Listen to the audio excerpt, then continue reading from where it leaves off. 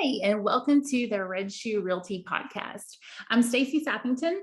I'm the broker owner of Red Shoe Realty, and this brokerage and this podcast were created for the agent to give them the tools that they need to succeed in this business.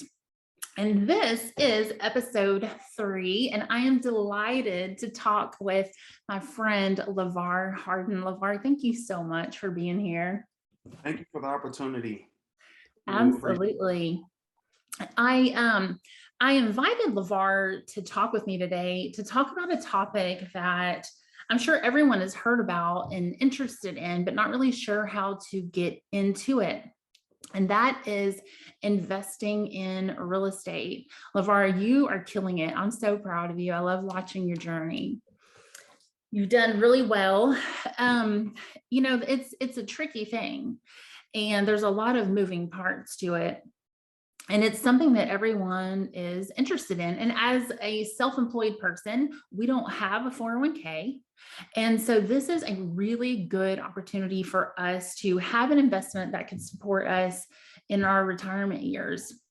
And so I appreciate you being willing to share this with us. And can you just tell us a little bit about what you're doing and what your approach is?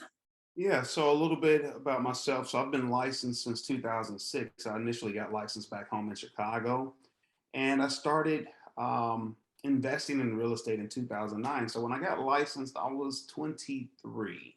So I was still living at home, and I was making fairly decent amount of money. I primarily sold condos in the downtown Chicago market. So even at that time, you're looking at, $800,000, $900,000 condos, and I was probably at the closing table 3 to 4 times a month. Nice. In 2008, things changed. I was paying down all of my student loans and got that paid off relatively quickly. But 2008, as the economic shift took place, we were nose deep in a recession. And with that comes, a lot of unknown, a lot of disappointment, but there's opportunity as well. And considering most of my business at the time was working with investors. Now, these investors were a little bit different. They were speculative investors. So they only banked on appreciation. So because of that, all I knew was about appreciation. I was learning how to invest in real estate through working with these investors. And it was the worst way ever to invest in real estate. If you're working in it or thinking about investing in real estate and only looking at appreciation rate or the history of a given area and its appreciation rate, you're dead wrong. So what happened overnight, these guys lost, 40, 50, 60% of the equity that they gained just overnight, just gone. And in some cases, if someone just recently purchased a property, then, now they're completely upside down. So instead of just losing the equity that you've gained over time, the valuation of a condo could have gone from $800,000 to now being valued at $300,000. So that's tough. And in some cases, you had people that were buying 2 or 3 units, right next to each other and demoing the walls and making one massive unit. And just thinking about the amount of money they lost just gives me nightmares. So, 2009, I was just holding on to the cash that I had, and I started going to auctions. So I was purchasing properties in the suburbs for $15,000, $20,000, and I'd probably put another $15,000 or $20,000 into them. Now, at this point, I had no idea what leverage was or using other people's capital to acquire assets. I just knew that, cash is king. I've always heard that cash is king. So if I had 40 grand, I'd purchase something for 15, put another 15 or 20 into it. And, all in, I'm $40,000 in at the max. And I know that let's say the market value was 100,000. Well, once upon a time it was 200, but if it was 100,000, then I'd put it on the market for like 80,000. and the buyer would have 20% equity, and no one was doing that. So I put on the market a completely rehabbed home, um, instead of putting it on the market at the top of the market rate, you know, Mhm. giving them a little bit of equity, and the home started selling quickly. So I was just doing it over and over and over and over. And, maybe a year into it, you had a lot of buyers coming from other markets that were spending tons of money, and they were buying, blocks at a time, so to speak. And I couldn't compete with that by any means. Yeah. Yeah, so I wound up moving here to Houston in 2014, worked a corporate role for a while, and I really started to miss real estate again. So I got my real estate license and, made an attempt to hit the ground running. And in doing so, I said, you know what? I have some capital again. Let me get into investing here in the Houston market, since this is the market that I'm actively in. Mhm. However, my palette just completely changed. My world opened up. I just learned so much more over those years, in which, I found a way to invest much smarter, right? Leveraging other people's capital to acquire assets, to repair, update homes. And, I've been flipping homes here for the past 4 years now. Yeah. Yeah. And I've seen at least one of your flips. I showed it in Newport, and you do an outstanding job. Like, you walk into some houses and you can tell that someone's brother's uncle's cousin did the flooring, and like, people just are trying to invest and they're trying to save money, but you are doing it the right way, and rehabbing these beautiful homes. Thank you. It's, I remember I got my license in 2010, and I remember that you could buy a home back then in the Houston area for $80,000, and they were everywhere. And now there's nothing out there, at least not a lot. So how are you acquiring properties? So believe it or not, most of my properties have come from the MLS over the past couple of years. Hmm. Well, that has changed this year. A lot of the investment properties have come directly through other real estate agents and wholesalers. And, at one point when I was focusing on the MLS, I'm seeing deals every day and I'm just throwing offers out there. I tell people the same thing: focus on your numbers. Don't worry about what the asking price is. Don't make an arbitrary offer just throwing a random number out there. Mhm. Know what your budget is. Know what your budget is to repair the property. Understand what the after repair value is, and make an offer. Once you understand what your maximum allowable offer is, you make that offer and go from there. If they accept it, they accept it. If they don't, they don't. Move on to the next one. And typically, what I'm seeing is, you probably have to look at about 100 homes, and not physically go out there to see 100 homes, but, look at 100 homes. Out of that 100, maybe 50 could be deals in some way, shape, or form. Of those 50, you probably will wind up running numbers on 25. Once you take a bigger, a closer look of those 50, you'll probably run actual numbers on 25. From there, that 25 will probably dwindle down to maybe 10 that you make an offer on. I'd say maybe 15, 10 to 15, you can make an offer on. And then at some point, perhaps you have your first transaction under your belt, your first deal. From there, it gets a little bit easier. So your next one, you'll probably look at 50, analyze 25, and they'll quickly say, these aren't deals. As soon as you really dig into them a little bit further, before you even Yeah. really dig into the numbers. And from that 25, it'll probably be about 15 that you dig into the numbers on. Maybe 5 are deals. You actually make an offer on all 5 of those. And then it just progressively gets to the point where people start sending you properties. And that's where I am at this point. Cool. But it takes And time. It takes a couple deals. and that's a good point, because I know for me personally, I've come across a couple of properties. I personally wasn't in a position to take them on, and so I've reached out to you. So for anybody else, if you've got a property, then reach out to LeVar and see if he's interested in it. Another thing that's tough is the financing piece. as independent contractors, we're 1099. So tell me about some of the ways that you're accomplishing financing. Right. So let me back up a little bit. One of the reasons that it's important for real estate agents to start investing in real estate is because you're already building the relationships with these homeowners, with these sellers. And because you're an agent, they probably trust you a little bit more than they trust a wholesaler or, we buy, ugly home sign, right? The Mhm. trust is probably already there. And even if you're an agent that doesn't invest in real estate, perhaps you come across deals or properties that are distressed or homeowners that are distressed. If that's in your network and that's who you market to heavily, then why not send these deals to another agent, or other investors? Make that part of your business plan. In that, just going on a little bit further, so there's a couple different strategies that I always recommend novice investors to start with, right? So it just depends on what you have an appetite for. So if you want to get into a property and let's say it's currently livable, right? There's no issues with the home, then you can do a turnkey investment. Turnkey is essentially just the most simple and the easiest form of real estate investing. The property is move-in ready, or it currently has a tenant in there. If it currently has a tenant in there, you just want to find out if the tenant plans on renewing or when their tenancy expires.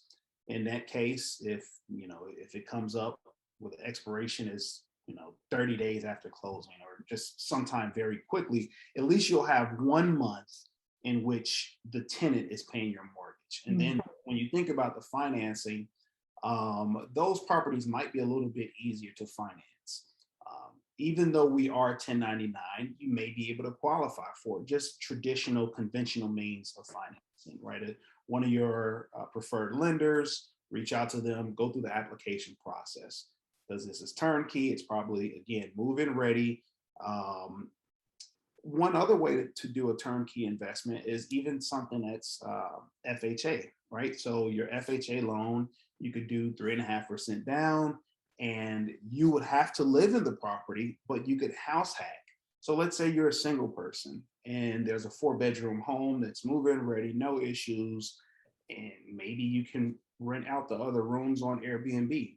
A lot of people are under the notion that Airbnb exclusively rents whole apartments or entire homes. Well, they do shared rooms as well. So you have investors that are looking at that method. So why not, as an agent, look at that method? Right. That's traditionally known as house hacking, but it's still a turnkey investment. You're not putting anything into it to update it, make any repairs, none Right. of that, right? Because it's move-in ready. You can qualify for an FHA loan. So you're taking two types of investment strategies and rolling it into one, and that's turnkey and house hacking. The next is fix and flip, and that's essentially where I live. That's my bread and butter. Now, with the fix and flip, you don't want to use 100% of your own financing. And the reason you don't want to do that is because you always want your financing strategy to match your exit strategy. What that means is if it's going to be a fix and flip, that means it's a short term exit strategy. So you want short term financing. Traditionally, most people will use either a hard money loan or Mhm. a private investor. A hard money loan is a high interest, okay, high interest, interest only payments, short term loan.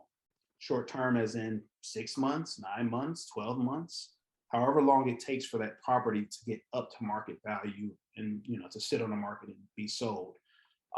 When you're running numbers, you have a maximum allowable offer. Your MAO is based on the ARV, or the after repair value.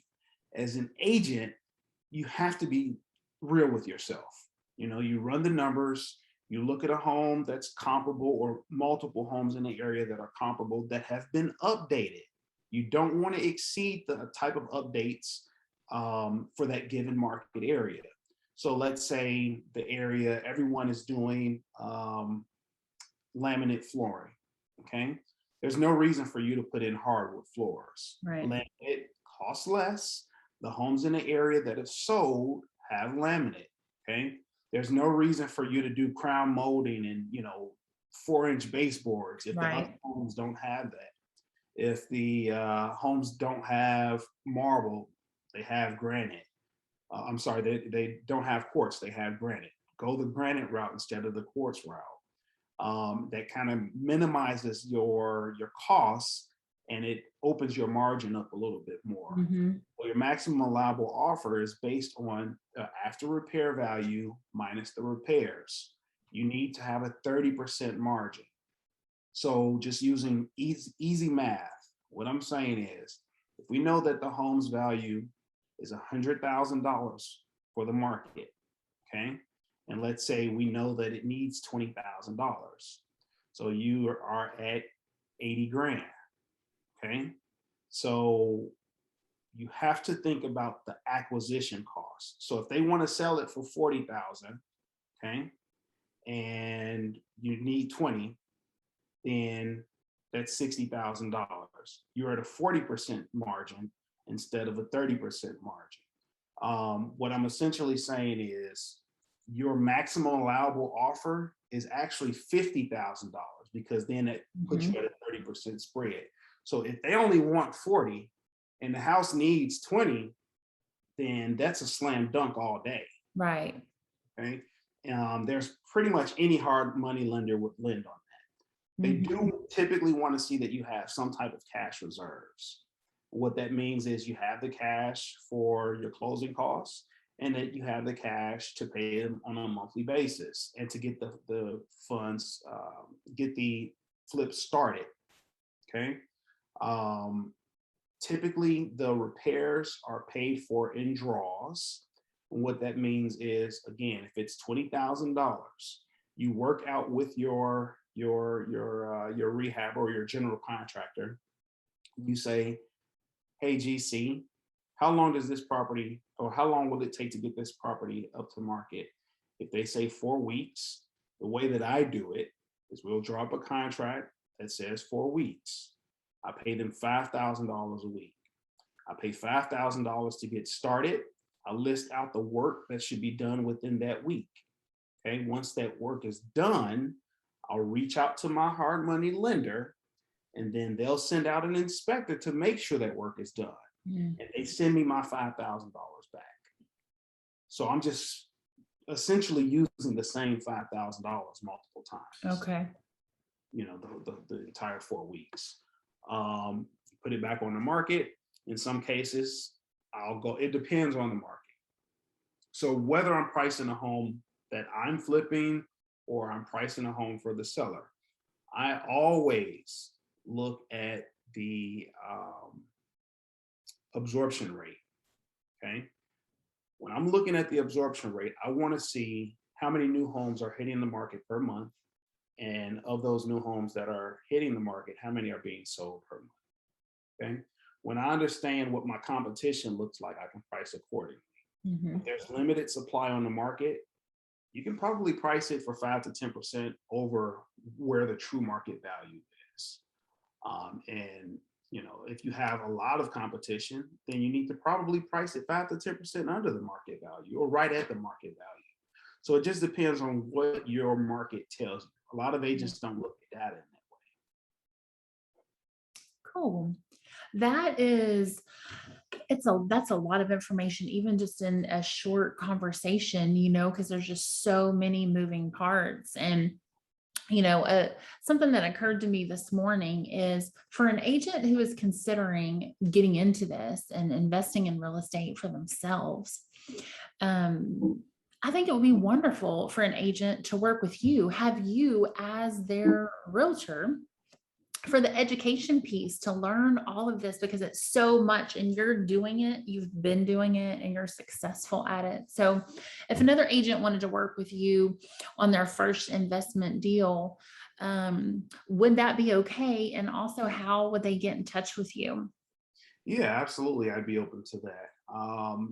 My email is lavar at Harden, HARDENREG So it's LaVar, LAVAR, at Hardin, REG.com.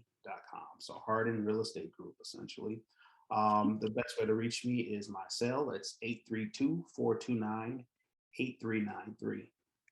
Awesome. I'll put both of those in the comments so that anyone can reach out to you. And again, thank you so much for having the heart to share with us. And I really appreciate you. You're a wonderful human, and I'm grateful to you. I appreciate that so much, Stacy. I'm always here to help people. Anything that I know, any knowledge that I have, I just love to share it. I really appreciate that. And that's the culture that I'm building at Red Shoe, is a community where we do come together and share, because there's more than enough business to go around. And I love that you're willing to share. So thank you for that. And agents, if you want to get into real estate investing, reach out to LaVar, do your first deal with him. It's going to be well worth that investment. And if you have any properties that you're getting ready to list that would be a good flip, then reach out to LaVar. He's always looking for his next investment. So thank you again, LaVar. And thank you to everyone for tuning in, and we'll see you next time.